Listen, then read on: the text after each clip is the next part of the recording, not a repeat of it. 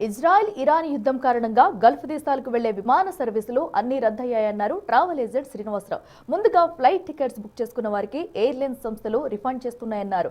Tickets వేరే డేట్కు transfer చేసుకునే వెసులుబాటు అందుబాటులో ఉందన్నారు.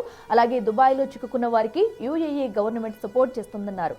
మరింత సమాచారం మా ప్రతినిధి సుజాత అందిస్తారు.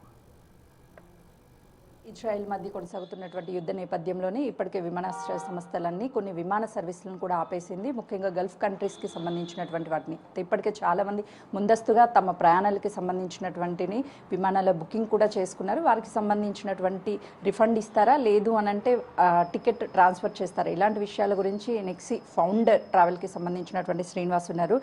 చెప్పండి, చాలామంది ముందస్తుగా బుకింగ్ చేసుకుని ఉంటారు, వాళ్ళకి ఎలాంటి వెసులుబాటు కనిపిస్తుంది? ఇప్పుడు వార్ స్టార్ట్ అయినప్పటి నుంచి మనకు all GCC countries like Saudi, Oman, Qatar, Kuwait, UAE, all 6 Arab Emirates countries అన్నీ కూడా ప్రస్తుతానికి ఎయిర్లైన్స్, ఎయిర్పోర్ట్స్ మొత్తం కూడా షట్డౌన్లో ఉన్నాయి. సో ఇండియా నుంచి ప్రతి ఒక్క సిటీ నుంచి ఎక్కడికైతే జీసీసీ కంట్రీస్కి ఆపరేషన్స్ ఉన్నాయో ఫ్లైట్స్, అవన్నీ కూడా ప్రస్తుతానికి యాజ్ పర్ డీజీసీఏ హోల్డ్లో ఉన్నాయి. ఎమిరేట్స్ ఇవాళ ఇచ్చిన ప్రకటన ప్రకారం మోస్ట్ ప్రాబ్లీ రేపు కానీ ఎల్లుండి కానీ బుకింగ్స్ అయితే ఇప్పుడు లైవ్ చేశాయి. కానీ అక్కడ సిచ్యువేషన్స్ నార్మలైజ్ అవుతూనే ఇక్కడ నుంచి ఎయిర్ క్రాఫ్ట్స్ అక్కడికి స్టార్ట్ అవుతుంది. ఏ దేశాలకి టికెట్ బుకింగ్ అవుతూ ఉంటాయి? బేసిక్లీ ఇండియా నుంచి చాలా యుఎస్ కస్టమర్స్ వయా మిడిల్ ఈస్టే తీసుకుంటారు. దీనివల్ల ఇతిహాద్ ఎయిర్వేస్ కానీ, ఖతర్ ఎయిర్వేస్ కానీ, లేకపోతే ఎమిరేట్స్ కానీ ప్రిఫరబుల్ ఎయిర్లైన్స్ అండి.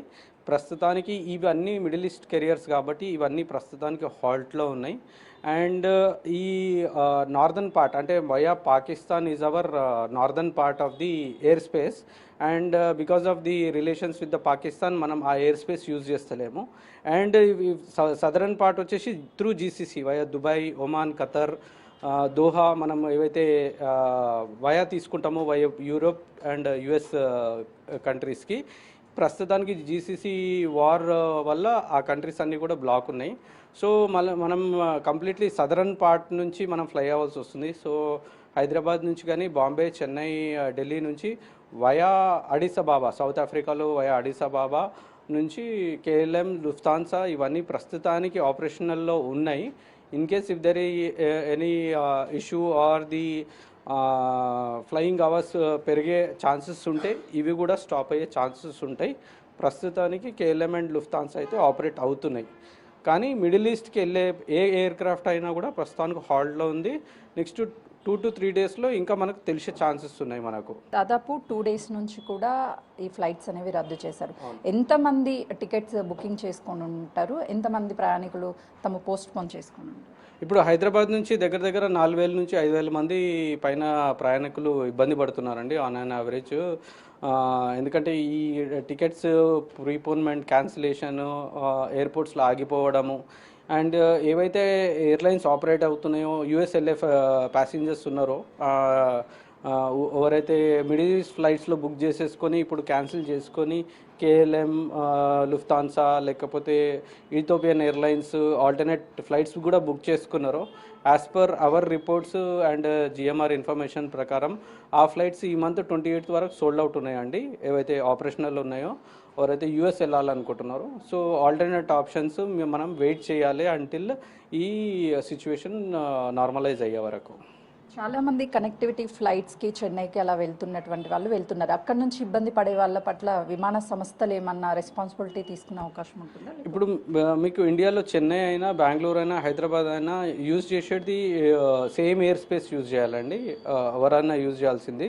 సో లుఫ్తాన్సా మీకు చెప్పినట్టు లుఫ్తాన్సా కానీ, కేఎల్ఎం కానీ, మీకు ఈథోపియన్ ఎయిర్లైన్స్ మాత్రం మీకు వయా ఈథోపియా మీకు రూట్ తీసుకెళ్తుంది.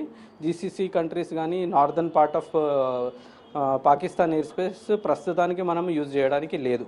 సెకండ్ వచ్చేసి ఎవరైతే టూరిస్ట్ ఉన్నారో ప్యాకేజెస్ మీద హాలిడేస్ మీద ట్రావెల్ చేశారో Dubai, UAE, Oman, any GCC countries ఎవరైతే ట్రావెల్ చేశారో వాళ్ళకు అబుదాబి కానీ లేకపోతే యుఏఈ గవర్నమెంట్ కానీ వాళ్ళకు ఎవరైతే హోటల్స్లో స్టే చేస్తున్నారో ఆ ఎక్స్టెన్షన్ ఆప్షన్స్ కూడా free stays direct Dubai government కానీ అబుదాబి గవర్నమెంట్ కానీ యుఐ గవర్నమెంట్ ప్రొవైడ్ చేస్తుంది.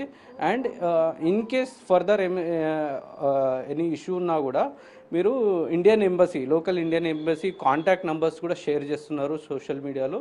సో మీకు ఏం ఇబ్బంది ఉన్నా కూడా లోకల్ ఇండియన్ ఎంబసీ నంబర్స్కి కూడా మీరు కాంటాక్ట్ చేయొచ్చు. హోటల్స్లో మీరు సేఫే ఉంటారు, ఎందుకంటే Dubai is one of the safest country. But ఇప్పుడున్న సిచ్యువేషన్లో వాళ్ళు కూడా చాలా స్ట్రిక్ట్గా ఫాలో అవుతున్నారు. Tourist is the first priority for the UAE countries కాబట్టి టూరిస్ట్ని చాలా బాగా చూసుకుంటారు. ఆల్మోస్ట్ 20,200 టూరిస్ట్ని వాళ్ళు అకామిడేషన్ చేయడానికి రెడీ ఉన్నారు. హోటల్స్ వాళ్ళకు కూడా క్లియర్గా ఇన్స్ట్రక్షన్స్ ఉన్నాయి. వాళ్ళ హోటల్స్ ఏవైతే స్టే చేస్తున్నారో వాళ్ళ స్టే ఎక్స్టెన్షన్కి కూడా గవర్నమెంట్ సపోర్ట్ చేస్తుంది.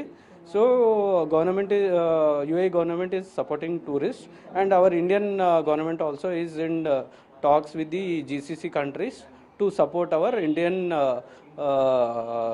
people and the tourists also. Gulf కంట్రీస్కి ఎవరైతే ముందస్తుగా ఫ్లైట్ టికెట్స్ని బుక్ చేసుకున్నారో వాళ్ళు ఎవరూ కూడా భయాందోళనకి గురవలసినటువంటి అవసరం లేదు. టికెట్ ట్రాన్స్ఫర్ చేయడం లేదు అని అంటే రిఫండ్ ఇవ్వడానికి కూడా విమాన సంస్థలు రెడీగా ఉన్నాయి అని చెప్తున్నారు. అయితే ఇప్పటికే చాలామంది తమ ప్రయాణాలను వాయిదా వేసుకున్నటువంటి వాళ్ళు కూడా రీషెడ్యూల్ చేసుకునేటువంటి అవకాశాన్ని విమాన సంస్థ కల్పించిందని చెప్తున్నారు. కెమెరామెన్ చైతన్యతో సుచేత.